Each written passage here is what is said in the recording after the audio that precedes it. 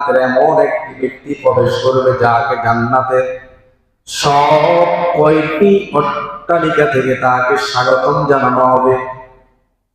এই কথাটা বলার পরে হযরত আবু বকর ওই মজলিসের মধ্যে বসা, তিনি রাসূলকে কৌতূহলবশত তিনি জিজ্ঞাসা করলেন, হে আল্লাহ রাসূল, কে হবে সেই সৌভাগ্যবান ব্যক্তি যাকে জান্নাতের সব দরজা দিয়ে ডাকা হবে? রাসূল আকরাম সাল্লাল্লাহু আলাইহি ওয়া আলিহি ওয়াসাল্লাম মুস্কি হেসে দিলেন। তিনি বললেন, হে আবু বকর, সেই ব্যক্তি বা সৌভাগ্যবান ব্যক্তিটি তুমি ছাড়া কেউই নয়। সুবহানাল্লাহ বলেন। তিনি জান্নাতের সুসংবাদ পেয়ে গেলেন। আর একটু জোরে বলেন সুবহানাল্লাহ।